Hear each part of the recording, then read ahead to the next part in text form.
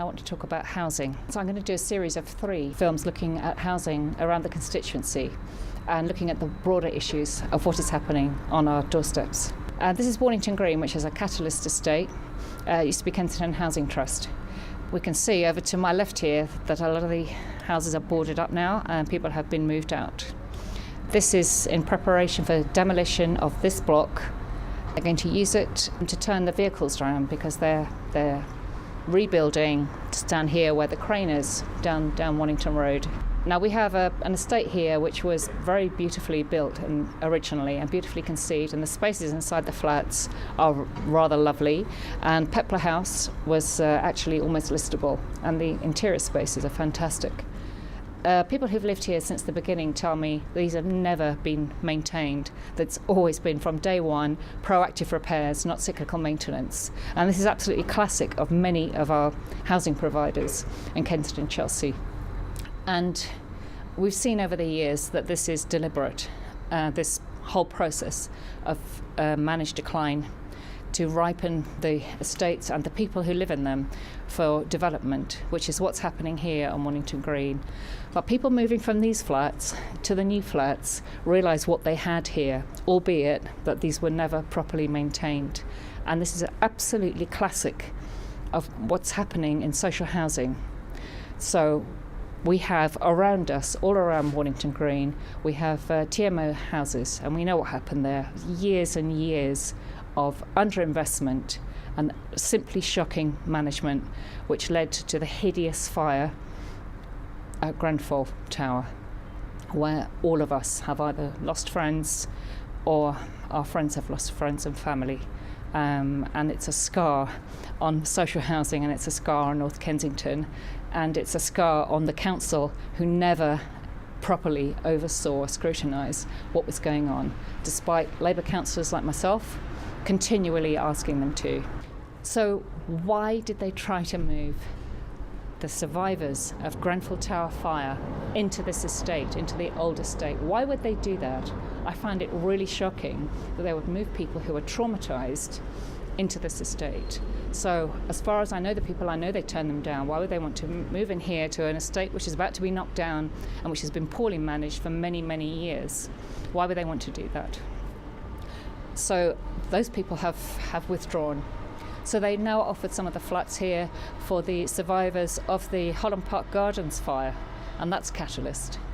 So we see here a cycle of neglect, disrepair, and pretty much disdain for the people who live here, that it's our duty to look after. And I find it really appalling that this is still continuing today, despite what happened 9 months ago. We haven't stepped up. There's not the culture of change that we need in the council. And people all over the constituency, and indeed all over the borough, are seeing how little the council really understands what people who don't earn as much as others need to look after them. Trees that I've known all my life have been taken away and cut down. I just cannot believe it. I'm absolutely dumbfounded that they've done this to trees that have been there for years and years and years. Why can't they plan around trees? You know, trees are part of our ecological. We need trees, make air. They are important for the animals, the squirrels and everything that lives in the area. Gone. I am so upset with this. They have a hit list of trees that they're knocking down, beautiful mature trees that they're demolishing. We can see them, they've been absolutely decimated. People have very close affinity with trees. I don't see why that was necessary, and neither do a lot of other people. Basically, they cut them down now because they want to create a larger turning circle for the lorries which are going down to the construction site. Where we're standing is going to be a road. They're building a road through here, and they're going to start doing this very, very soon, within the next few months. Now we have at the other end of the road here, with Pepler House, which is over there, is where I live. We have a building site going on there at the moment. There will be another building site here where we're standing. So I'll have a building site there and a building site here, big lorries, which will affect the children's health, elderly people's health from fumes and goodness knows what else. People who live in this end of the borough are already suffering from poor health, and all they're doing is adding to it. And, you know, they just do not think about people. People are second. This is part of the new development now at Wornington Green. You can see the buildings down the back here. A certain person I won't name called Wornington a concrete ghetto full of fear and paranoia. The old buildings are actually brick built. I don't think these are much better, frankly. They're not very pretty on the outside, and on the inside the flats are dark, pokey, and they're not very well designed. They're also very badly constructed. So this first block, this first phase particularly, has been plagued with problems. They're not just snagging problems. We've had collapsed ceilings, the windows leaking, a collapsed floor, and there's just damp coming through everywhere. These buildings are 3 years old. I find that really, really appalling. So people were moved out of their old flats, which weren't looked after and suffering disrepair, and moved into brand new flats, which are worse in their space quality and worse built. So, where's the benefit there?